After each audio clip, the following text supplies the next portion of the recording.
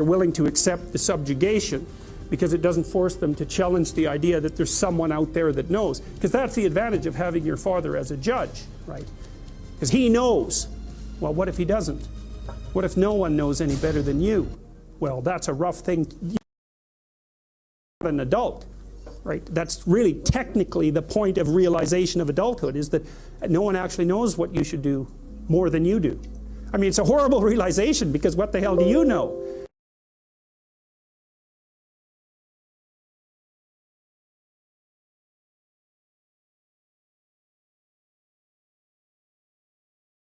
The problem with it is that there's more to you than you think, and so if you continue to hide behind that figure, then you never have a chance to understand that there's more to you than you think, far more to you than you think. Maybe there's enough to you so that you can actually withstand the threat of mortality without collapsing. Maybe even withstand the threat of malevolence without collapsing.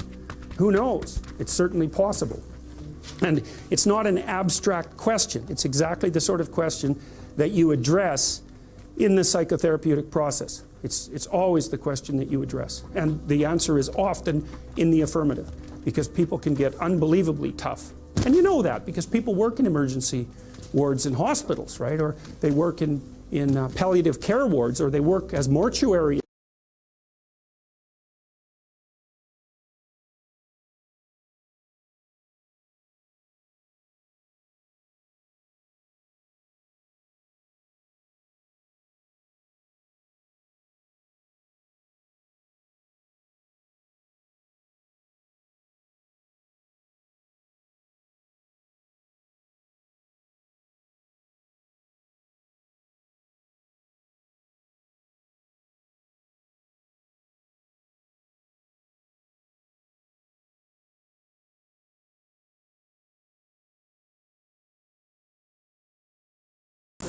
Was.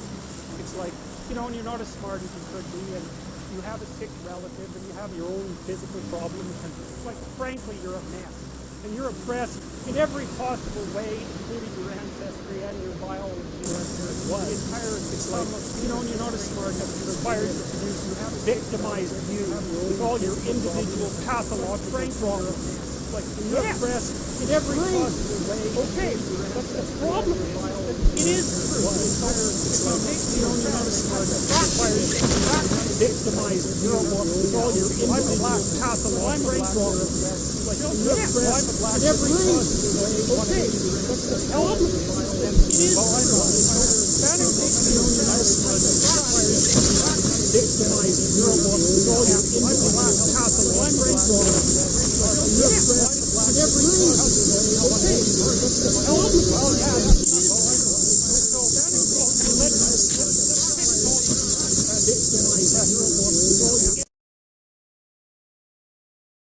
Every single thing into account. It's like, no, you won't, because you can't. You can't. It is technically impossible. First of all, you can't even list all the ways that you're oppressed. Second, how are you going to weight them? Third, who's going to decide? And that's the bloody thing. Who's going to decide? That's the thing. Well, what's the answer in the West? It's like, in free markets, oh yeah, Christ will never be able to solve this problem. No one can solve it. What are we going to do about that? We're going to outsource it to the marketplace. You're going to take your sorry, pathetic being, and you're going to try to offer me something that maybe I want. And I'm going to take my sorry, pathetic being, and I'm going to say, well, all things considered, as well as I can understand them, maybe I could give you this much money, which is actually a promise, for that thing. And you've packed all of your damn oppression into the price. And I've packed all my oppression into the willingness to pay it. And that solution sucks. It's a bad solution. But compared to every other solution, man, it's why 10% of us have freedom. And so there's a tremendous illogic. It's like, you have to fractionate the oppressed all the way down to the level of the individual. Oh, that's what the West figured out. You know, there's a couple of figures who are at the mythological roots of our culture, and you know, people get upset with me because I bring in religious themes, but I understand some things about mythology and religion, and it's not an accident that the axiomatic Western individual is someone who was unfairly nailed to a cross and tortured. It's like, yes, Right. Exactly. So what do you do about that? Well, I thought about that for a long time too. It's like, well, you don't get together in a damn mob, because all that does is allow you to be as horrible as you can.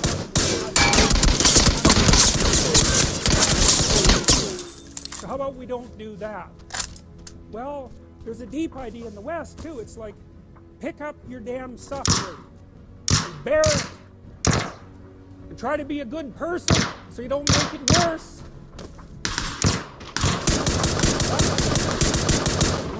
I've read a lot about the terrible things that people have done to each other. You just can't imagine it. It's so awful. So you don't want to be someone like that. Now, do you have a reason to be? Yes. You have lots of reasons to be. God, there's reasons to be resentful about your existence. Everyone you know is going to die. You know, you too. And there's going to be a fair bit of pain along the way, and lots of it's going to be unfair. It's like, yeah, no wonder you're resentful. It's like, act it out and see what happens. You make everything you're complaining about infinitely worse.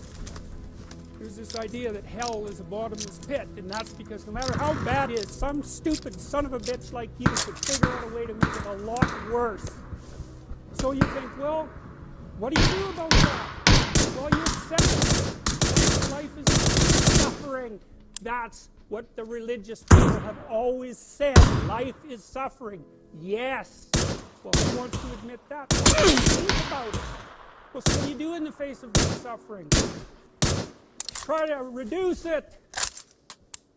Start with yourself. What good are you? Get yourself together, for Christ's sake, so that when your father dies, you're not whining away in a corner, and you can help plan the funeral, and you can stand up solidly so that people can rely on you. That's better. Don't be a damn victim. Of course you're a victim. Jesus. Put yourself together. And then maybe if you put yourself together, you know how to do that. You know what's wrong with you, if you admit it. You know there's a few things you could, like, polish up a little bit, that you might even be able to manage in your insufficient present condition. And so you might shine yourself up a little bit, and then your eyes would be a little more open, then you could shine yourself up a little bit more, and then maybe you could bring your family together instead of having them be the hateful, spiteful, neurotic, infighting batch that you're, like, doomed to spend Christmas with. So then you fix yourself up a little bit, kind of humbly, because, you know, God, you're a fixer-upper if there ever was one. And then you got to figure out, well, you figure out how to make peace with your idiot brother, and probably not. So how the hell are you going to manage that? And so then you get somewhere that way, and your family's sort of functioning, and you find out, well, that kind of relieved a little bit of suffering, although it reduced the opportunities for spiteful revenge, and that's kind of a pain in the neck. And so then you get your family together a little bit, and you're a little clued in then, at least a bit, because you've done something difficult that's actually difficult. You're a little wiser, and so then maybe you could put a tentative finger out beyond the family and try to change some little thing without wrecking it. It's like, our society is complex, and we teach our students that they could just fix it. It's like, fix a military helicopter and see how far you get with that. It's like, what are you going to do? You're like a chimp with a wrench. Whack! Oh, look, it's better. It's like, no, it's not better. Things are complicated, and to fix things is really hard. And you have to be like a golden tool to fix things. And you're